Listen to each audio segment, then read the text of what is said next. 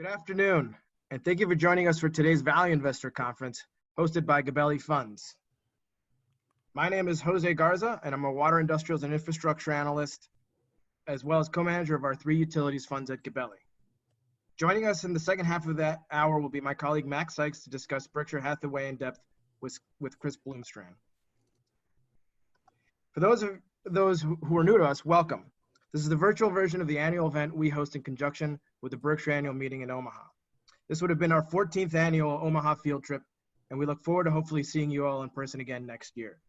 In the first half hour, we hope to highlight how significant the underinvestment in the U.S.'s infrastructure has been, and where we stand with utilizing a ramp up on investment as a policy tool for putting the economy back on its feet, not only in the short term, but also for generations to come.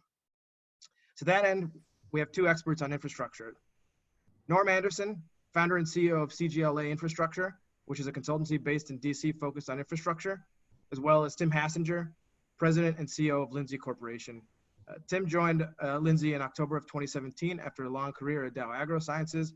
Lindsay has a $950 million market cap and trades under the ticker symbol LNN.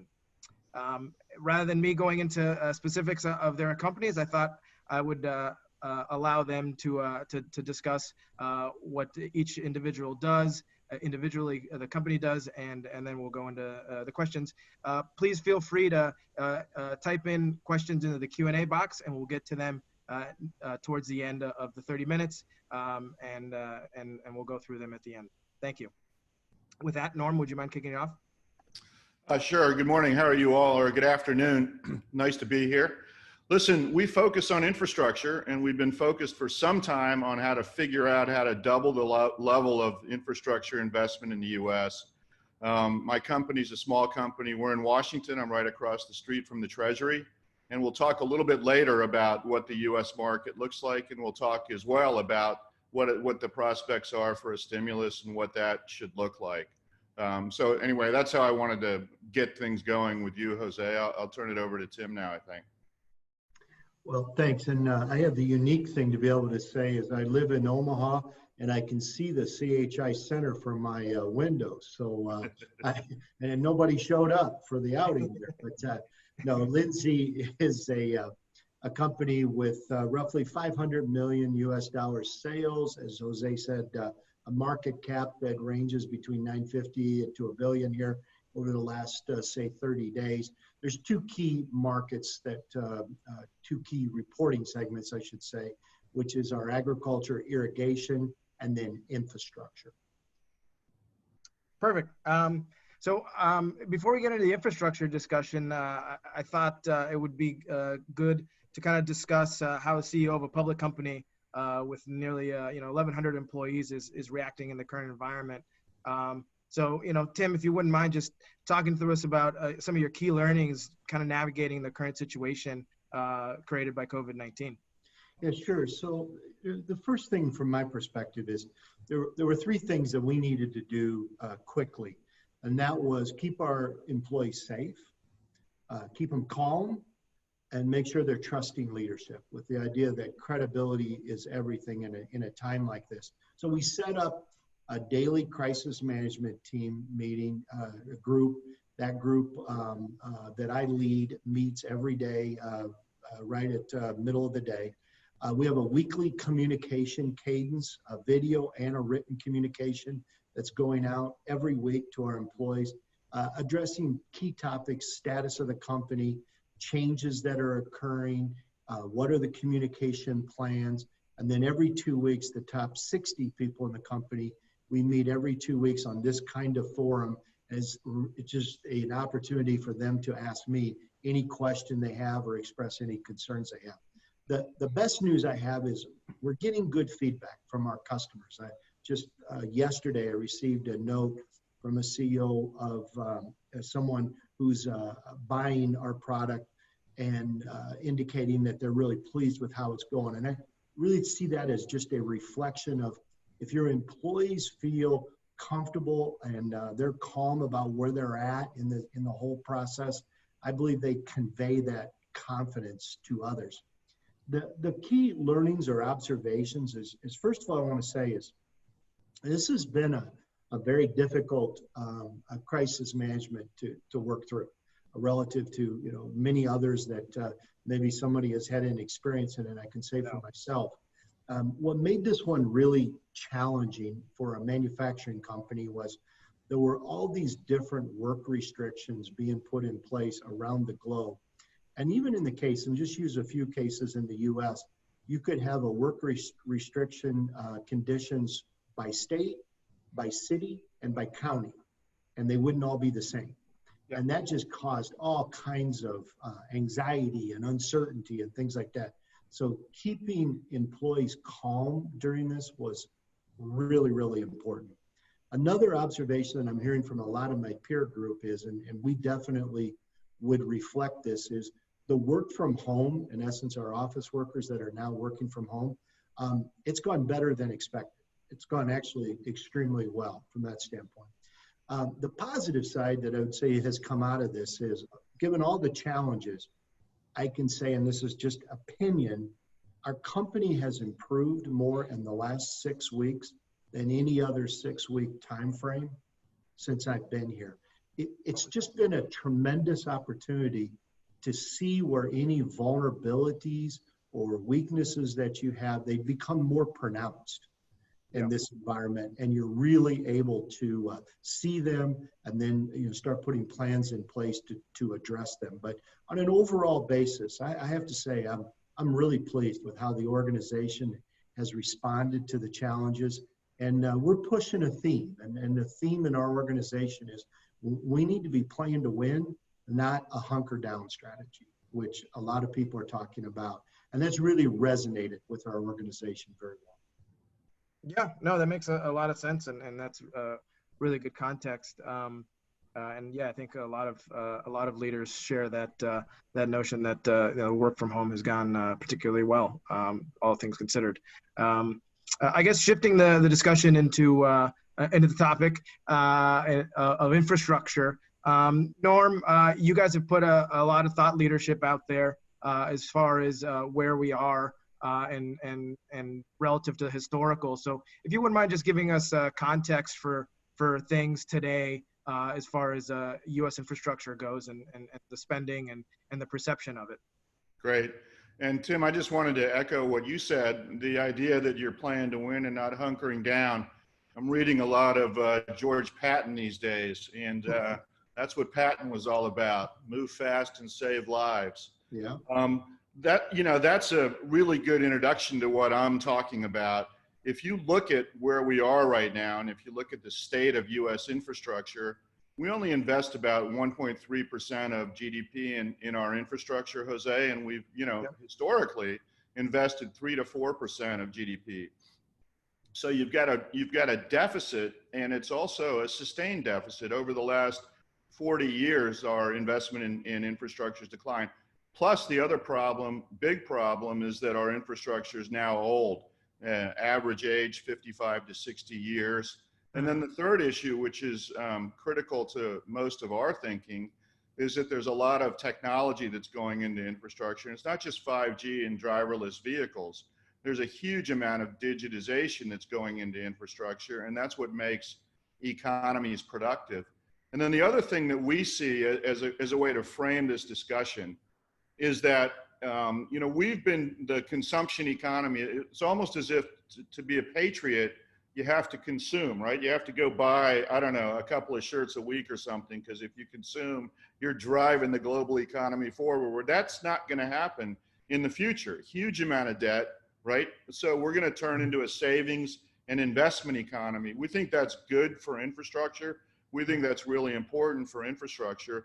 Another trend that I think is absolutely critical is this nearshoring piece of the business, right? Where we bring our supply chains, my goodness, for health, for almost everything we're talking about in terms of technology, in terms of defense. We've got a project with the people across the street looking at strategic minerals. We bring that supply chain home. That's incredibly complex, and that's going to drive huge demand for infrastructure in the US, in Mexico, and in Canada, and probably in the Americas in general. So from our point of view, there's a huge pent-up demand. There's a huge opportunity. We're very concerned about, and we can get into this in a minute, but we're very concerned about the people on Capitol Hill getting along. We're very concerned about how they get along with the White House and whether we actually get the kind of infrastructure stimulus that we need, that we not just need, but desperately need.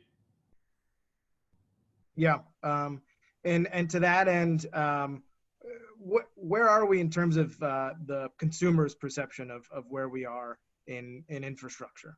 Yeah, that's a fantastic question, and it's a really interesting question. We've been, since the crisis started, one of the things we've been doing to stay in touch with our clients, and we have a database of about 60,000 infrastructure executives around the world. We have an initiative called Blueprint 2025 that's really focused on doubling the level of U.S. infrastructure investment. We did 2 surveys. We've done 4 surveys, 2 global surveys, 2 U.S. surveys. In the last global survey, one of the questions we asked was around the infrastructure brand, because if you think about it, and if you think about some of Tim's challenges and the challenge of the U.S. Economy as well, we need to recover, but the global economy needs to recover. The Europeans are not in great shape, but emerging markets are going to be hit very hard by COVID. And what we found was that in emerging markets, about 84% of respondents, and these are people from the infrastructure industry, say that the infrastructure brand is either mediocre or weak. But what we found, which was extraordinary, is in the US, it's 94% of respondents said the brand is either mediocre or weak. So we're trying to get people organized around making major investments in infrastructure. And it's basically saying, why don't you buy brand X, which you've had a really bad experience with, right? So there's a huge amount of work that needs to be done around building up people's appreciation of the industry. And one of the problems is obviously that people don't know what it is. So maybe it's highways, roads, and bridges. Maybe it's when we do surveys, it's not highways, roads, and bridges. It's not airports. It's health. So that means water, and it's mobility. So that means the kind of things that Tim does, but safety, but moving people faster so people have better lives. That's how people think about infrastructure. Yeah, and Tim, any kind of data as far as the customers you primarily deal with, which is on the road safety side and road repairs? Well, if you look at it a little higher level than that, just say the states here recently have requested Congress to infuse roughly $550 billion in a 4th stimulus package. $50 billion of that is targeted towards transportation. So the House Democrats are expected to introduce an economic stimulus in the coming weeks here that could exceed as much as $1 trillion is what we're picking up. So that's going to obviously address a lot of the state budget concerns and infrastructure needs. The Senate's going to be forced to respond to these states' requests. From our standpoint, obviously, if any of that investment is made, we feel we're in a good position with our portfolio, whether it's road safety products or road zipper, to be able to participate in many of those projects. Excellent. Norm, in touching on what you said about Blueprint 2025, there are obviously plans that even the president has discussed and that the Congress is laying out there. Where do we stand as far as plans that are out there, and maybe discuss some of yours that you've put forward? Sure. And going back to Tim just briefly, one of the things that I'm concerned about, Tim, because you've heard forever about big time infrastructure investments. I mean, since 2015, we've heard about $2 trillion, and none of that's happened. But we've heard the same words since the Clinton election in 1993 that we're behind in terms of infrastructure. And one of my concerns, I'll get to our plan in a second, Jose, but one of my concerns is that time goes pretty fast. And we've got a crisis right now, and it's a big crisis. And I think a very significant infrastructure stimulus has to happen, but it has to happen quickly. If it doesn't happen quickly, we move into election season where Nancy Pelosi is not going to give $1 trillion or $2 trillion to Donald Trump. That's not going to happen the closer we get to the election. We need that. We need this in this next stimulus. And there's a lot of debate inside the Congress, even among the Democrats, about what they want in terms of a stimulus. And of course, Mitch McConnell says, no more debt. But what we're looking at, Jose, is to try to bring this down to the level of human beings, voters, people with voices, and companies like Tim's that are people who create jobs, need to maintain jobs. So what we've done is we've looked at every single project that we could identify in the US, working with industry, that will create jobs, that will put shovels in the ground starting June 1st. And we came up with about 480 projects. It's a little over $1 billion in terms of it, a little over $1 billion in terms of, it's a little over $1 trillion in terms of infrastructure investment. These are 4 or 5 year investments, but it's over $1 trillion. And it would create as many as 2.2 million jobs. That sounds fantastic, but if you think about it, we've just lost 30 million jobs. Creating 2.2 would be a way to not just restart our economy, but give people an injection of confidence, right? So we think it's absolutely critical that we do that. But I'm sitting in Washington, I talk to these guys all the time, and it's 50-50 at best that we'll actually have an infrastructure stimulus. That's one of the things that I'm really worried about. Norman, Jose, if I can just jump in, I share your view. I will tell you the one thing that I think is different though is if you go back over the last couple of years, our position publicly had been, we didn't expect, and we used the phrase, a big bang. Right. It was going to be more piecemeal. I think there's an opportunity here, greater odds than it's ever been.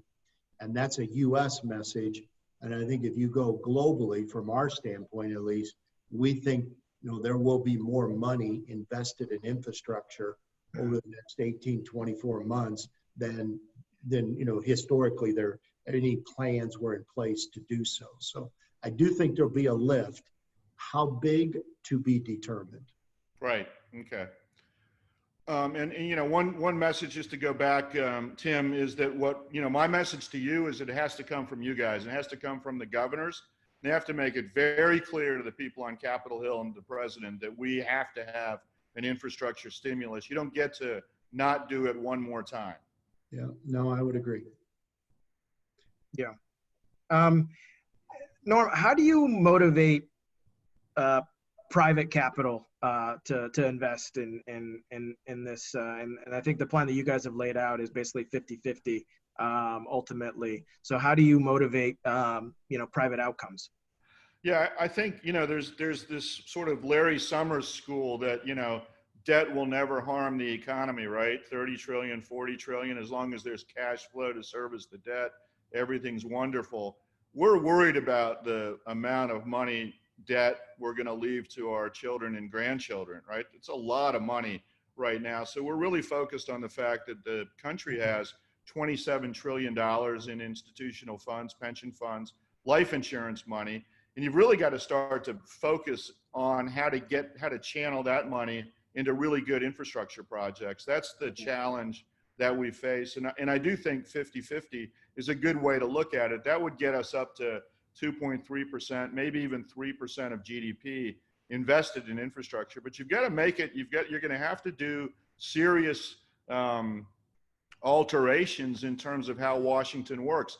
One of the things, if you think about it, Jose and Tim, we're talking about infrastructure, but there's no infrastructure budget in the US government. There's no Department of Infrastructure. There's nobody in charge of infrastructure in the White House, right? So there's a lot of, that's ridiculous. There's a lot of work that needs to be done before we're going to be able to really channel significant funds into infrastructure in a way that works. Because the other thing that's absolutely critical is that we don't make the same mistakes that we made during the 2009 stimulus, where we ended up doing shovel-ready sidewalks and shovel-ready bike paths, and essentially left the country with more debt than it had. This stimulus needs to leave us with real assets that make our economy productive going into the next 10 or 20 years. Because this period right now is it's critical, right? And I'm not sure, I like Tim because we just met, but I'm not sure I agree with Tim about the global stimulus. My concern, Tim, globally is that these economies are so weak and their healthcare systems are so weak and their level of debt's so significant already that unless the first world, World Bank, et cetera, make a big decision about an infrastructure stimulus for those guys, they're going to be moving along slowly for the next 5 or 6 years. You know, we're already talking about a lost decade for Latin America. That's huge, right? And if you look at the countries in Latin America, Argentina, Brazil, Mexico, Venezuela, you know, the story's already there. And a place like Peru is being ravaged by COVID. So, you know, I think part of my job is to wake people up to non-positive events. And I think one of the things we have is a real challenge on our border. Yeah, well, there's no doubt what you're saying is going to be a dynamic in those countries.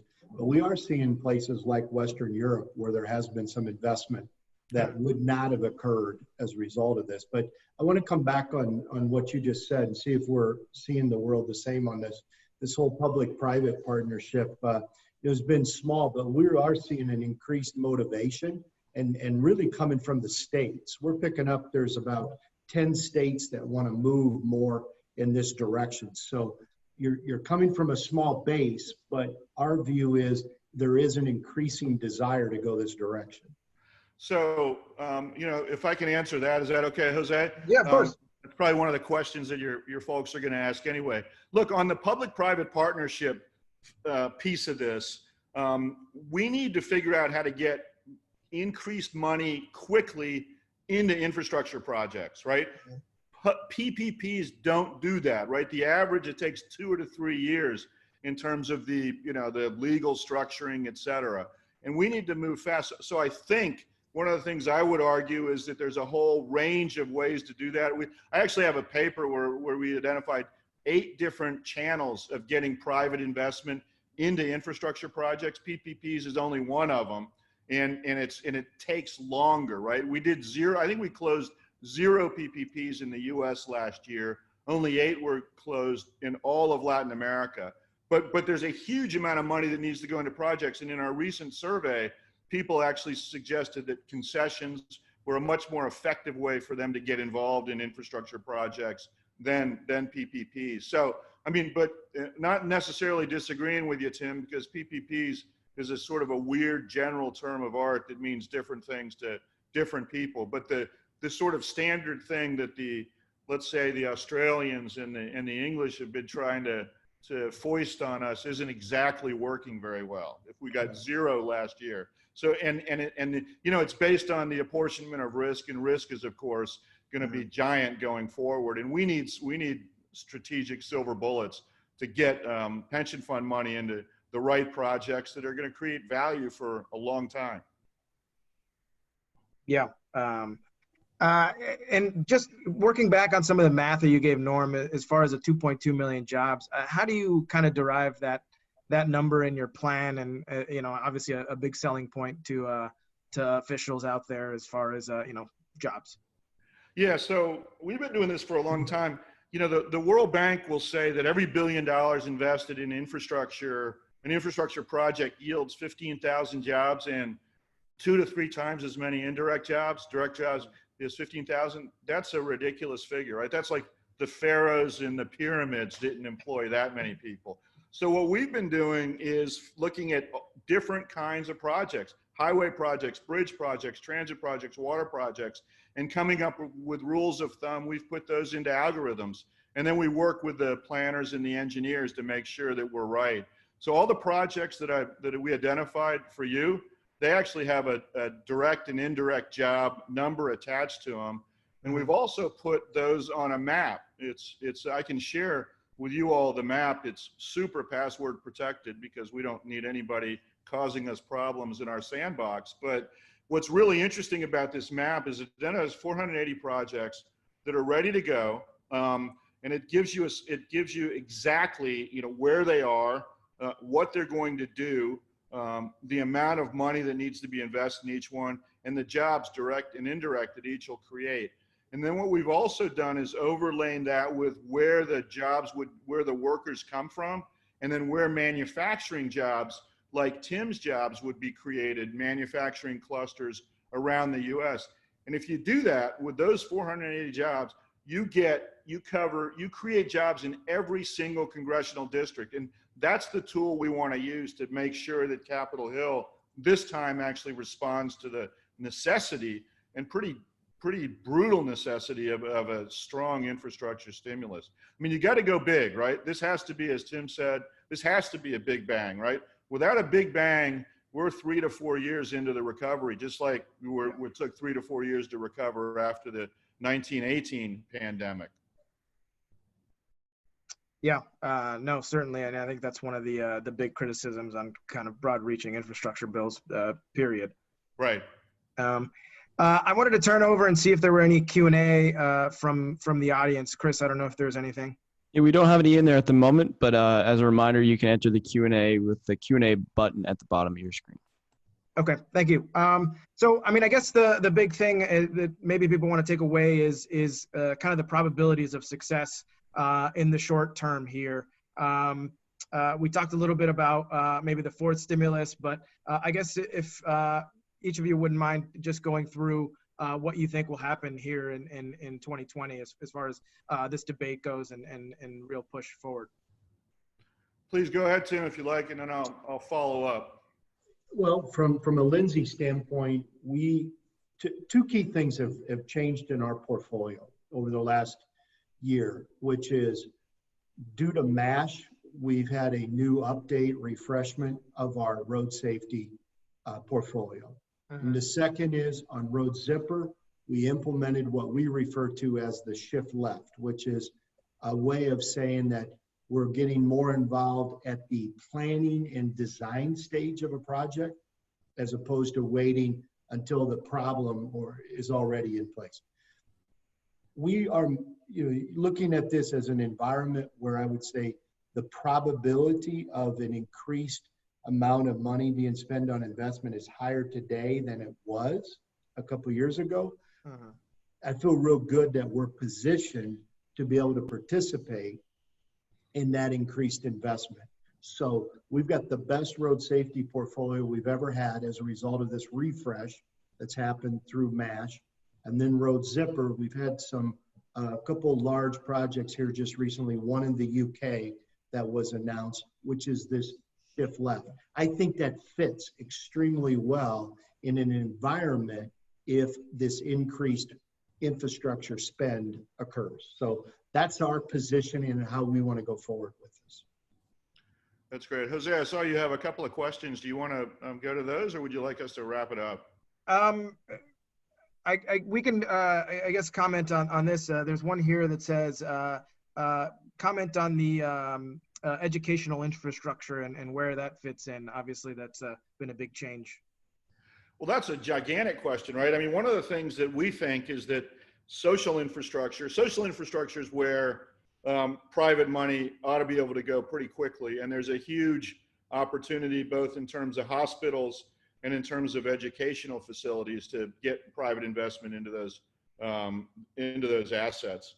So, my answer is, when I talk about infrastructure, I'm talking about transport, energy, I'm talking about water. We're talking about anything having to do with 5G, including smart cities. And by the way, cities not just creating data, but actually monetizing data as a way to generate revenue to invest in additional infrastructure. So I think that's really important. And the social infrastructure piece is absolutely key here. And I think what we're going to do is see a huge amount of investment, not just in hospital and healthcare infrastructure going forward, all the pent-up investment that we probably didn't make over the last 10 years, but we'll see the same kind of thing in education. But I also tend to think that the educational system has just got a giant wake-up call. And it, you know, we're looking at a very different kind of education system going forward, probably with a lot more technology, a lot more one-on-one teaching, less big classes, et cetera. So I think there's a big change there. Tim, I don't know if you have anything to add. No, I would bring it down to our company, the whole work from home and then how you interact with your customers has obviously changed a lot. How we're able to now take that into our training programs and cascade that information. There's some real learnings that have come out of here. And to me, one of the biggest things for Lindsay, and I think this is probably characteristic of a lot of companies, a lot more confidence in the use of technology to be able to do that effectively, as opposed to the traditional bring everybody in to one site and try to do the education or training at that point. So this is going to change a lot of our interactions with our customers, especially in the area of training and on the educational side. Yeah, that's great. Perfect. So, so if you want, I can quickly do my summary. Is that okay, or would you? Sure. No, I just real quick. I wanted to add the part. This is something we haven't seen anything like this in 100 years, and so I do think that the next month or so are critical in terms of public decision making. We need to get this right. You know, we're still focused on testing. We're still focused on contact tracing, et cetera. We need teams of people to do that, but we really do need the people in Congress and people in the White House to shift focus to a very quick, very abrupt economic recovery. It has to be robust. It has to be quick. That's what, you know, I'm worried about, because I think that people like Tim who are creating jobs and maintaining jobs, they deserve fantastic leadership from their public officials, and we just have to, all of us have to get together to make that happen. Excellent. Well, thank you guys very much. We've hit our half hour, so appreciate it, and thanks so much.